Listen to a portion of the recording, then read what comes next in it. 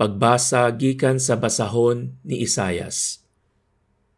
Bangon Jerusalem, sidlak kay miabot na ang imong kahayag, ug ang himaya sa Ginoo nagdan-ag na kanimo. Tabunan sa kangitngit ang kalibutan, ug ang katawhan tikyupan sa kangiob.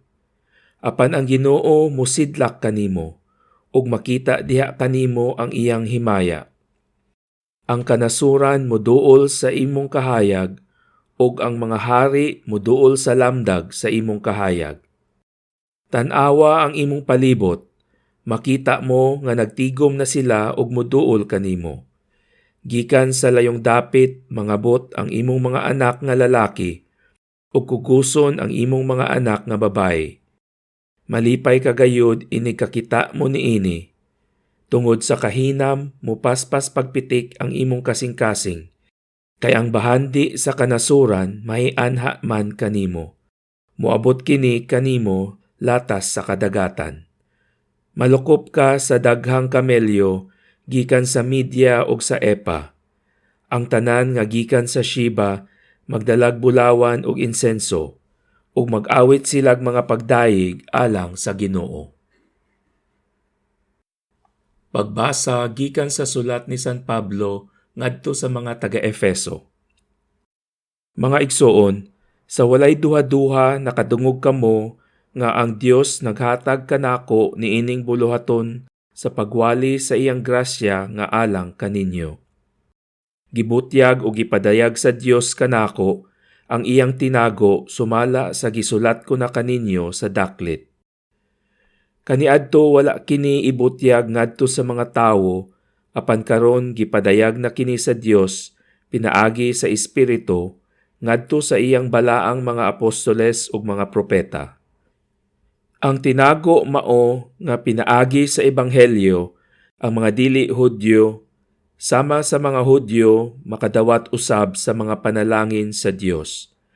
Mga bahin sila sa usa lamang kalawas ug makaambit sa saad sa Dios diha kang Kristo Jesus. Pagbasa gikan sa ebanghelyo sumala ni San Mateo. Natawo si Jesus sa lungsod sa Bethlehem, sa lalawigan sa Judea, sa panahon nga naghari si Herodes. Unya may mga tawo nga may kaalam bahin sa mga bituon nga nangabot sa Jerusalem gikan sa sidlakan ug nangutana, hain man ang bata nga natawo nga maoy mahimong hari sa mga Hudyo. Nakita namo ang bituon nga nagpahibalo sa iyang pagkatawo sa pagsubang niini didto sa sidlakan, ug mianhi kami aron pagsimba kaniya. Sa pagkahibalo ni Hari Herodes niini, wala siya mahimutang ingon man ang tibuok Jerusalem. Gitigom niya ang kadagkuan sa mga pari ug ang mga magtutudlo sa balaod, ug gipangutana niya sila, asa man matawo ang Mesiyas. Sila mitubag, sa lungsod sa Bethlehem sa Judea. Mao kini ang giingon sa Dios nga gisulat sa propeta, ikaw Bethlehem sa yuta sa Huda, dili ka labing ubos sa mga dagkong lungsod sa Huda. Kay magikan kanimo ang usa ka pangulo nga maoy magmando sa akong katawhan, ang Israel.